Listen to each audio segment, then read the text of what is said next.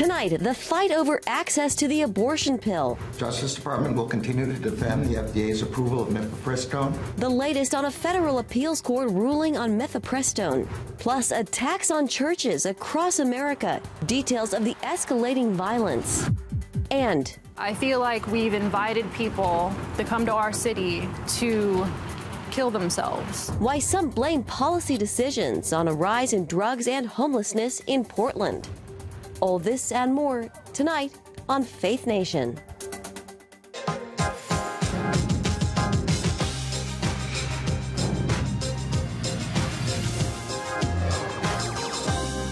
The Supreme Court asked to intervene in a case about access to a common abortion pill. Thanks for joining us for Faith Nation. I'm John Jessup. And good evening in Washington. I'm Jenna Browder. We'll get to that story in just a moment. But we begin with an arrest in that Pentagon intelligence leak. The suspect, a 21-year-old member of the Massachusetts Air National Guard. Federal agents arrested him at his home this afternoon. The Associated Press names the suspect as Jack Teixeira, who reportedly specialized in intelligence in the Guard. He's said to have originally leaked the classified material to friends in an online video chat group. All right, and now our other top story tonight, abortion in America. The Justice Department asking the High Court to put a hold on new limitations on obtaining mifepristone. The move comes after an overnight ruling from a federal appeals court, that ruling granting a partial stay in implementing a district court ruling that blocks FDA approval of the drug. Although the Fifth Circuit did allow some limitations in terms of access. CBN's Burke has been following the latest developments and joins us now with more. Caitlin. John, Jenna, the FDA first approved the abortion drug back in 2000, and the appeals court basically said at this point too much time has passed to challenge that initial approval. This means a Texas judge's decision, which would have blocked the use of mifepristone in all 50 states starting Friday, is now null and void. The limitations on the drug involve how it can be dispensed. Previously, it was approved for use up to 10 weeks of pregnancy. While the case plays out, however, it can only be used up to 7 weeks. The ruling also says for now, the pill can no longer be sent in the mail. Now, the case is likely headed to the Supreme Court. The Justice Department already requesting an emergency order from the Supreme Court to put the new limitations of the drug on hold. The Justice Department will continue to defend the FDA's approval of mifepristone, as well as the FDA's role as the expert body that Congress has designated to make decisions about the safety and efficacy of prescription medicines in this country. In the meantime, some Democratic leaders in states where abortion remains legal are stockpiling the drug in case it becomes restricted. Extremist judges have made it clear that they won't stop at any one particular drug or service. So it's going to ensure that New Yorkers will continue to have access to medication abortion no matter what. The lawsuit challenging mifepristone's FDA approval was brought by Alliance Defending Freedom, which also argued for overturning Roe v. Wade. John, Jenna? All right, Burke, thank you so much, Caitlin. Well, Alliance Defending Freedom's Lathan Watts joins us now to discuss more. Lathan, mifepristone, as Caitlin just reported, was approved by the FDA more than 2 decades ago. So many may be wondering, why is the battle over access playing out now? Can you walk us back and help us help explain? Certainly. I mean, the short answer is because the FDA didn't abide by their own rules. When this drug was initially approved, our clients filed what's called a citizen's petition, which by the FDA rules, they have to in order to challenge the approval. And the FDA had to declare pregnancy an illness and mifepristone to provide a therapeutic benefit to that illness in order to approve it. So when our clients filed their petition, the FDA, by its own rules, was supposed to respond within 180 days. And instead, they stonewalled our clients for over 14 years. And once they finally did respond on that same day is when they lifted all of the safety precautions that had been put in place with the initial approval, which required our clients again to file another petition to challenge that. They sat on that for a few more years. And once they finally responded to that, that cleared the way for us to file this lawsuit. So the litigation is now, as you just mentioned, made it from the district court to the Fifth Circuit, and now looks like it's headed to the United States Supreme Court. Lathan, what was your reaction to the Fifth Circuit's late night ruling? Well, it was a late night, but we were excited that the safety protocols will be put back in place, because what this lawsuit is about is truly about protecting women. The FDA abandoned its responsibility to do so in favor of attempting to create a nationwide mail-order abortion regime. And putting these safeguards back in place does help protect women and girls in this country. Safeguards in place, but not to the extent that the Texas judge had originally imposed. So how do you plan to argue the case, or what's the defense of the case when it gets to the Supreme Court? Well, we'll have to wait and see what the Biden administration's argument is before we craft our response to it. But the FDA, they've reduced the in-person doctor visits from 3 to 1. Then they said it didn't have to be in person; it could be over the phone or online. They changed it from only a doctor can prescribe it. They allowed it to be sent through the mail, which was a violation of federal law. And they even lifted the reporting requirements for doctors to report adverse effects of the drug unless it resulted in death. So those in-person doctor requirements are crucial, because that's how doctors can diagnose whether or not the patient has an ectopic pregnancy, whether or not the woman is within the 7 weeks gestational age, because if she's beyond that, the risks to her life go up dramatically. So having these safeguards put back in place will help protect women and girls in this country. It's a story we'll be following closely. And Lathan, excuse me, we appreciate you coming on tonight. Lathan Watts with Alliance Defending Freedom. Thank you. Thank you. Thanks, Lathan. Well, new data reveals an uptick in attacks against America's churches compared to recent years. In the first 3 months of 2023, the Family Research Council points to 69 recorded acts of hostility, the most since FRC started tracking this data 6 years ago. They include 53 incidents of vandalism, 10 arson attempts, and 3 gun-related incidents. The attacks stretch across 29 states, with North Carolina experiencing the most, a total of 6 incidents. And with that, let's bring in Ariel Del Turco, Assistant Director of the Center for Religious Liberty at the Family Research Council. Ariel, welcome. So you write that this issue points to a larger spiritual battle and a growing climate of hostility towards Christianity. What is behind the growing hostility? Yeah, I think this is really rooted in a rising secularism in the United States and a less of an understanding of religion, less of a reverence for religion that we might have experienced in our broader culture several decades ago.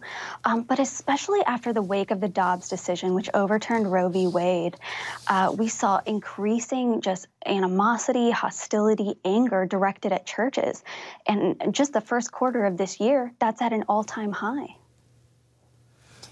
Ariel, how does this compare, do you know, to other houses of worship, be they mosques, temples, or synagogues? And is enough being done to protect churches against attacks? Yeah, well, certainly other houses of worship experience attacks as well, but we're noticing a significant rise in acts of hostility against churches. And we think that's partly because so many of the core Christian teachings directly contradict many of these secular dogmas that have become so important and enshrined in our very secular culture. Things like abortion, like same-sex marriage, like transgenderism that are on the rise. These issues are in a direct conflict with the core tenets of Christianity. So I think we're going to see this increase.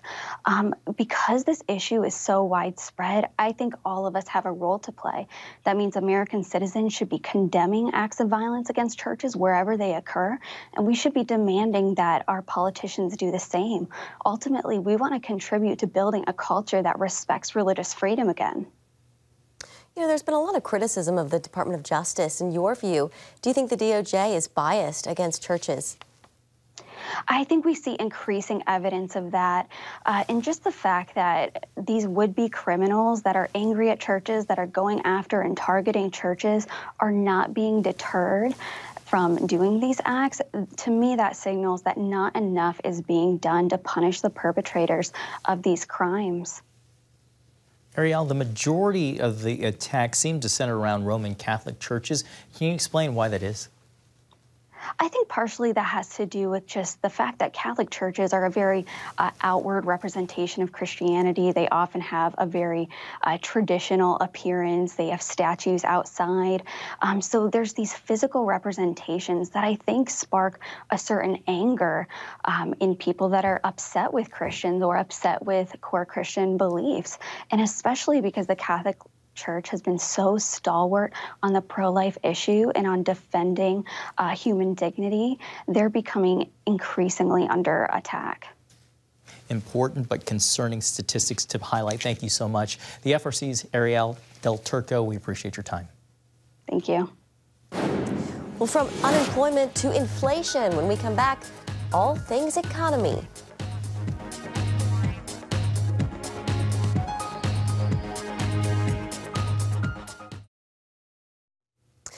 Welcome back. New US jobless claims are at the highest level in more than a year. The most recent figures out today from the Labor Department showed 239,000 people applied for new unemployment benefits last week. That's the most since January 2022, marking a 10 straight weeks since the number has been above 200,000. Overall, about 1.8 million people in the U.S. are receiving unemployment aid. Though on the rise, that is still historically low. Well, let's bring in Mark Hamrick, Washington Bureau Chief and Senior Economic Analyst for Bankrate. Mark, always great to see you. All the signs seem to point to the job market cooling. If that is indeed the case, Mark, what does that mean for consumer inflation? John and Jenna, good to be with you. I think we can say that the job market is moderating, having been hot, but it's not falling out of bed. How it unfolds in the coming months, obviously something to watch. With respect to inflation, we have not seen that wage growth has been a principal force behind the inflation. We know what those forces have been: the supply chain disruptions, the closing of the economy, the unleashing of the economy, and let's say the second quarter of 2020, and of course Russia's war against Ukraine. Yes, workers have been getting more in wages, but that's not been a principal cause of the inflation that we've been experiencing, although in certain segments or sectors, for example, with respect to leisure and hospitality, restaurants and bars and the like, they have been trying to pay their people more because they need to draw those people back and have been challenged to do so. Yesterday we got the CPI report. Today, the Producer Price Index. Mark, what did we see with that?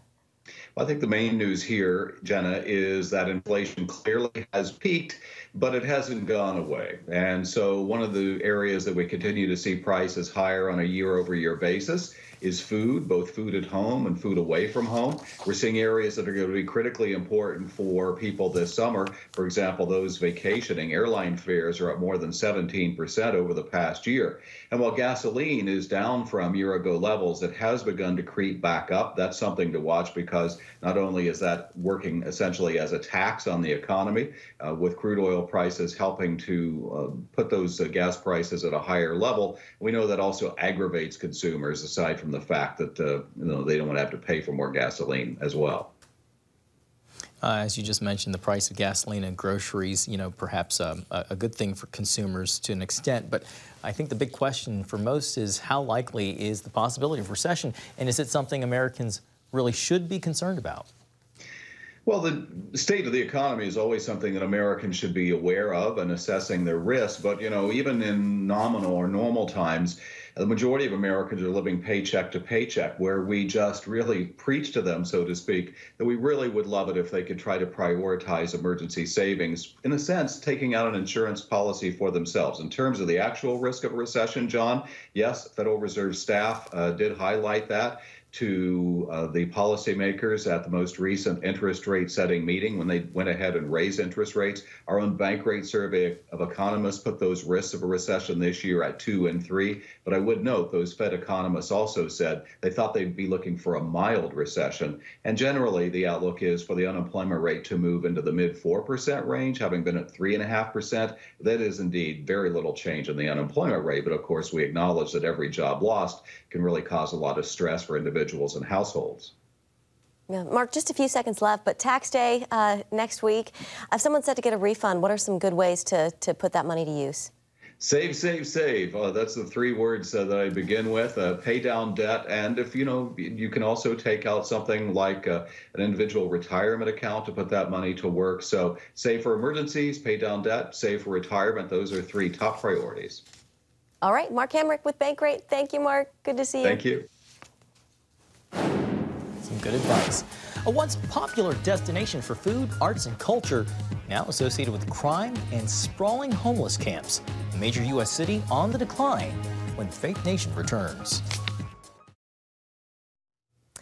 Well, Portland, Oregon has long been known for its offbeat counterculture. That's right, but as Dale Hurd reports, with a rise in crime, drug abuse, and homelessness, some critics say it serves as a warning for extreme progressive policies. Good morning from the beautiful city of Portland, Oregon. These are images and video from an army of citizen journalists in Portland who have been documenting a city in decline. Public drug abuse, addicts sprawled on the sidewalks or wandering the streets. Tent encampments on many street corners and fires seen burning along the roadways. What used to be one of America's most beautiful and livable cities is being slowly destroyed by epidemic levels of crime, drug abuse, homelessness, and mental illness. One local is called Portland an open-air insane asylum. We went to one of Portland's many tent encampments with drug and alcohol counselor Kevin Dahlgren, who's trying to help the city's addicts. Many of the tents you see here are supplied by Multnomah County. Dahlgren believes at least some officials are okay with what's happened to the city. How could they not be okay with it for as long as this has gone on, right? Every day we walk past these camps, we see people languishing and dying on the streets. That is not okay. Every year we say this is a state of emergency, right? But who here is treating it like a true state of emergency? Dahlgren says activists actually put up empty tents to attract more tents. That is a common practice, to erect tents to invite homeless to be homeless, right? And that makes our job now 10 times harder. They will just erect the tents in hopes that a person will find the tent and move inside. During our time with Dahlgren, he met one homeless man who said he was given a bus ticket to Portland by the city of Billings, Montana. Portland has become a mecca for addicts and drug dealers who have migrated here from across the country to take advantage of weak drug laws.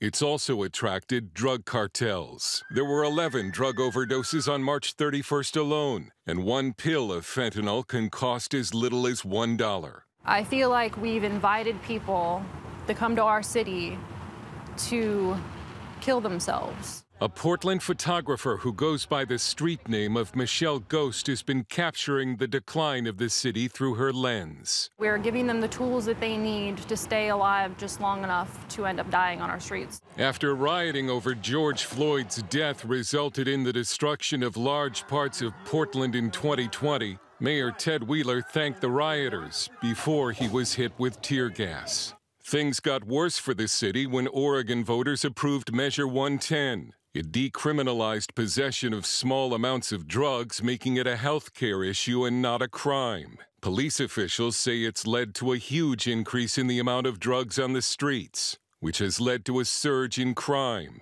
It wasn't always like this. Portland, Oregon, one of the nation's most beautiful cities. The citizens of Portland attend many fine churches. It is a family town. A good place to bring up children. In Portland today, a viral video shows a man using drugs in front of a child. Just last week, a man beat someone with a golf club in front of this Portland restaurant. The nervous owners then offered the attacker hot coffee, which he dumped on the victim. 79% of businesses surveyed in Portland have been victims of vandalism or break-ins. 19% have been vandalized at least 5 times.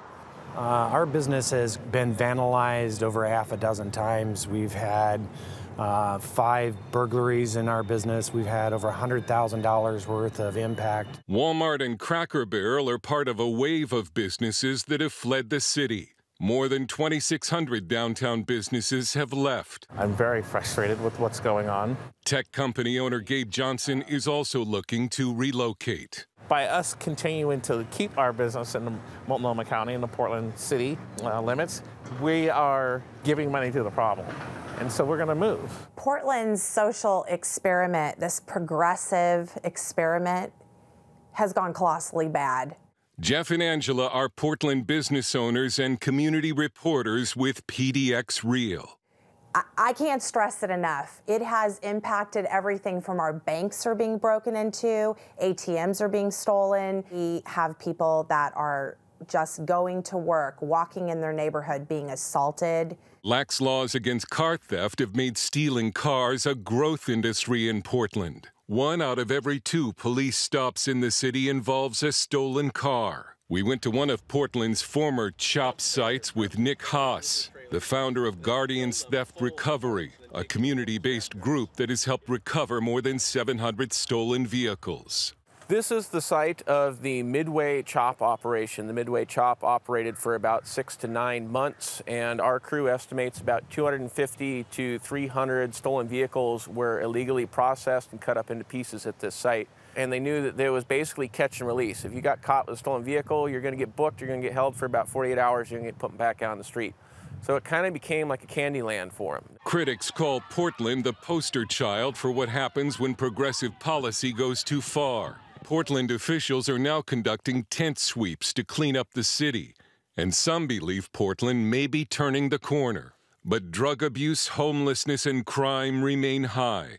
One writer asked, how long does it take for a city to die? Dale Hurd, CBN News, Portland. Bringing Mars down to Earth. We explain after this.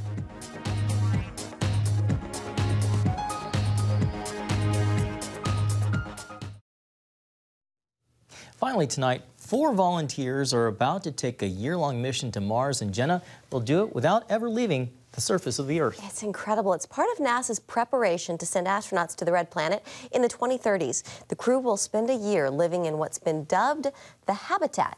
It includes 4 bedrooms, an exercise room, and an outside area designed to mimic conditions on Mars, complete with a sandy surface and images of dunes.